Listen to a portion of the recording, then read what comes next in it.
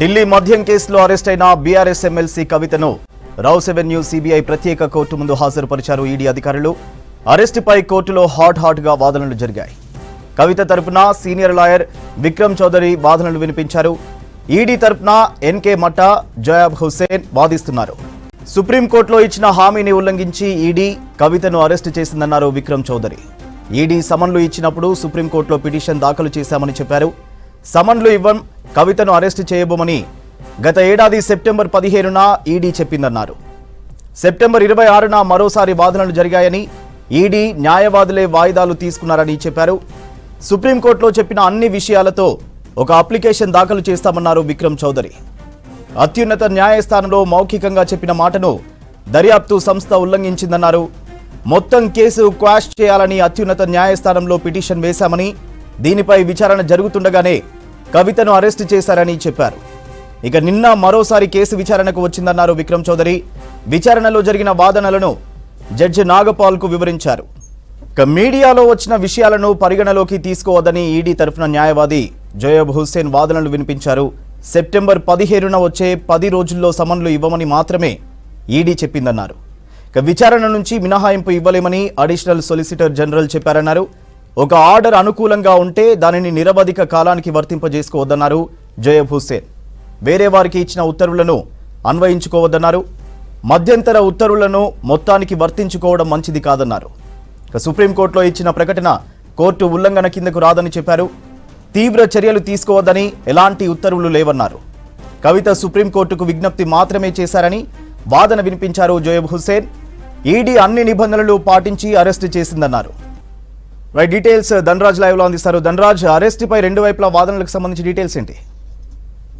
పూర్తి ఆధారాలను కూడా సేకరించామని చెప్పారు. అదేవిధంగా ఇప్పటివరకు జప్తు చేసినటువంటి ఫోన్లలో 5 ఫోన్లు ఉన్నాయి. ఒకటి కవిత ఫోన్ కాగా ఒకటి అనిల్ ఫోన్ను సీజ్ చేశాం. మరో 2 ఫోన్లను కూడా మరో 3 ఫోన్లను జప్తు చేసుకోవడం జరిగిందని కూడా చెప్పారు. అయితే నిన్న జప్తు చేసినటువంటి ఎవిడెన్స్ అన్నింటిని కూడా చూసినట్టయితే 1:45 నుంచి 6 గంటల 45 నిమిషాల వరకు కూడా జరిగినటువంటి ఎవిడెన్స్లను అన్నింటిని కూడా కలెక్ట్ చేశాము. అదేవిధంగా మొత్తం మీద ఈ లిక్కర్కి సంబంధించినటువంటి పాలసీ వ్యవహారంలో కవిత ఎవరైతే అంటే గతం సంబంధించినటువంటి ఒక ఛార్జ్షీట్తో పాటుగాను సప్లిమెంటరీ ఛార్జ్షీట్లు 3 ఛార్జ్షీట్ల ఆధారంగా కూడా పూర్తి ఆధారాలను సేకరించడం జరిగింది.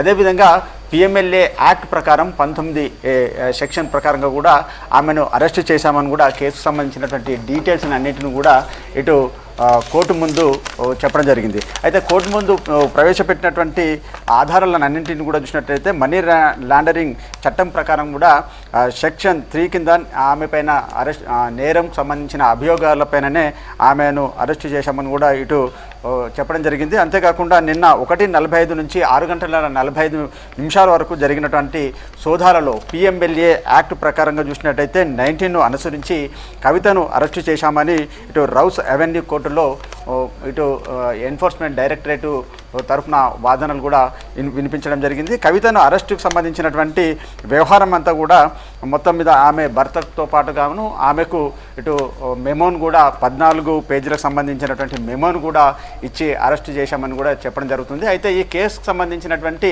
వ్యవహారాలలో గతంలో 11 మంది అరెస్ట్ అయ్యారు. వారి ఛార్జ్షీట్లు కూడా ఆధారంగాను వాళ్ళు ఇచ్చినటువంటి అప్రూవల్గా మారినటువంటి క్రమంలో వారి నిందితులు ఇచ్చినటువంటి ఆధారాలతో పాటుగాను గతంలో కవిత నుంచి ఏదైతే 11 ఫోన్లు ధ్వంసమయ్యాయో వాటి ఆధారంగాను మొత్తం ఈ కేసుకు సంబంధించినటువంటి డీటెయిల్స్ని అన్నింటిని కూడా స్టడీ చేశాము. అదేవిధంగా మొత్తం కవితను పూర్తిగా అంటే లీగల్ వైజ్గానే ఆమెను విచారణ కొనసాగించాము. ఆమె ఫోన్లను జప్తు చేసుకున్నాము. అదేవిధంగా 1:45 నుంచి 6:45 వరకు జరిగినటువంటి వ్యవహారాలను అన్నింటిని కూడా కేసు సంబంధించినటువంటి రిమాండ్కి సంబంధించినటువంటి విషయాలన్నింటిని కూడా పూర్తిగా లీగల్ వైజ్గా పూర్తిగా అనుసరించే ఆమెను అరెస్టు చేశామని కూడా చెప్పడం జరిగింది. అయితే కవితను 10 రోజుల పాటు కస్టడీకి ఇవ్వాలంటూ పిటిషన్ కూడా దాఖలు చేశారు ఎన్ఫోర్స్మెంట్ డైరెక్టరేటు. ఆ తర్వాత ఈ కేసుకు సంబంధించిన వ్యవహారాలను ఎన్ఫోర్స్మెంట్ డైరెక్టరేట్ పూర్తిగా వినిపించిన తర్వాత ఇటు కవితకు సంబంధించినటువంటి లీగల్ అడ్వైజర్ భరత్, అదేవిధంగా మరో చౌదరి అయినటువంటి అడ్వకేట్స్ బృందం కూడా కవిత తరపున వాదనలు కూడా వినిపించడం జరుగుతూ ఉంది. అయితే వీళ్ళు ప్రధానంగా మాత్రం పేర్కొన్నటువంటి అండర్టేకింగ్ సంబంధించి అంటే కవితపై ఎలాంటి లీగల్ యాక్షన్ తీసుకోబోమనంటూ కూడా ఇటు సుప్రీంకోర్టులో కేసు పెండింగ్ ఉండగానే హుటాహుటిగిన నిన్న వచ్చి ఎన్ఫోర్స్మెంట్ డైరెక్టరేటు అరెస్ట్ చేసే విషయాన్ని కూడా పూర్తిగా వీళ్ళు దీన్ని వ్యతిరేకిస్తున్నారు. అదేవిధంగా ఎన్ఫోర్స్మెంట్ డైరెక్టరేటు అదేవిధంగా సిబిఐ రెండు కూడా అంటే వేర్వేరు దర్యాప్తు సంబంధించిన అంశాలను కూడా పేర్కొంటున్నారు. ఒక సిబిఐ మాత్రమేమో ఒక దాంట్లో చూసినట్టయితే కవితను సాక్షిగా పేర్కోవడం జరిగింది. ఎన్ఫోర్స్మెంట్ డైరెక్టరేట్ చూసినట్టయితే ఆమెను నిందితురాలుగా పేర్కొంటున్నారు. మొత్తం మీద దర్యాప్తు సంస్థలు అనేటివి కూడా పూర్తిగా తమను పక్కదారి పట్టించడము అదేవిధంగా మనసులో ఒకటి పెట్టుకొని లోపల ఒకటి చేసేలాగా వ్యవహరిస్తున్నాయనే అంశాలను కూడా ఇటు కవిత తరపున న్యాయవాదులు కూడా వినిపించడం జరిగింది.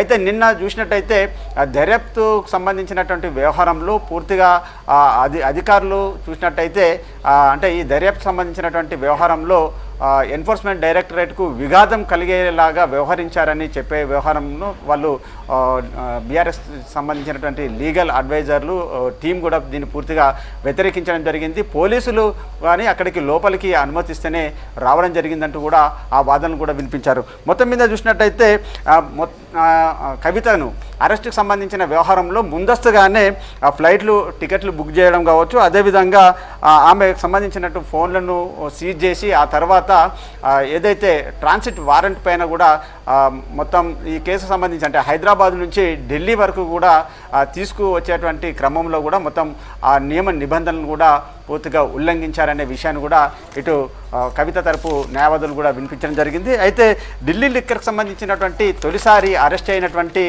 నిందితులు ప్రధానంగా అమిత్ అరోరా ఇచ్చినటువంటి రిమాండ్ రిపోర్టులోని ఆధారాలను బట్టి కూడా ఈ ఎన్ఫోర్స్మెంట్ డైరెక్టరేట్ ప్రధానంగా ఈ కేసు సంబంధించినటువంటి ఒక రిమాండ్ రిపోర్ట్ను తయారు చేశారు. అదేవిధంగా కవిత పేరును కూడా అమిత్ అరోరా రిమాండ్ రిపోర్ట్లోనే పదే పదే ప్రస్తావన తీసుకురావడము అదేవిధంగా 100 కోట్లకు సంబంధించినటువంటి ముడుపులు సౌత్ గ్రూప్నకు చెల్లించింది. అదేవిధంగా సౌత్ గ్రూప్నంతా కూడా ఈమెనే కంట్రోల్ చేయడం జరిగింది. 100 కోట్ల రూపాయలను ఇటు శరత్ రెడ్డితో పాటుగాను మాగుంటతో పాటుగాను సౌత్ గ్రూప్ ద్వారా విజయ్ నాయర్కు 100 కోట్ల రూపాయలు అందజేయడంలో కవిత ప్రమేయము ఉందంటూ కూడా ఎన్ఫోర్స్మెంట్ డైరెక్టరేటు వాదనలు కూడా వినిపించడం జరిగింది. అయితే గతంలో చూసినట్టయితే 36 మంది కలిసి కూడా 1 కోటికి పైగా కూడా ఉన్నటువంటి ఫోన్లను వీళ్ళు సాక్ష్యాధారాలను అన్నింటిని కూడా ధ్వంసం చేశారని కూడా ఇందులో పేర్కోవడం జరిగింది. మొత్తం మీద చూసినట్టయితే సౌత్ గ్రూప్ నుంచి అరబిందో ఫార్మా డైరెక్టర్ శరత్ రెడ్డితో పాటుగాను కవిత పేరు పదే పదే ప్రస్తావనకు రావడం అదేవిధంగా సౌత్ గ్రూప్లో కీలకంగా ఉన్నటువంటి అరుణ్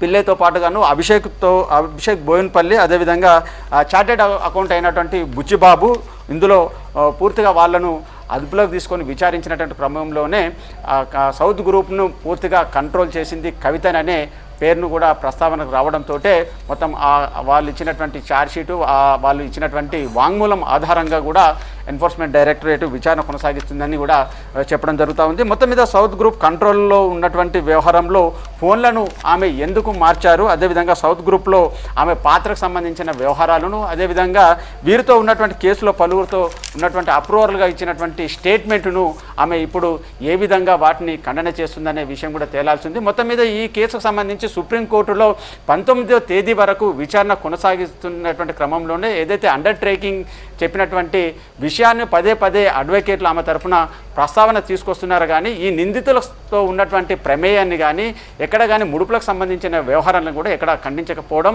అదేవిధంగా మళ్ళీ ఇప్పుడు 2 గంటల వరకు వాయిదా పడ్డటువంటి ఇరువురికి సంబంధించిన వాదనల తర్వాత కూడా మళ్ళీ కోర్టులో మరి ఇటు ఎన్ఫోర్స్మెంట్ డైరెక్టరేటు కస్టడీకి ఇస్తుందా మరి కవిత ఇటు ఎన్ఫోర్స్మెంట్ డైరెక్టరేట్కు ఎలాంటి సమాధానాలు ఇస్తుందనేది కూడా మరికొద్దిసేపట్లో తేలనుంది.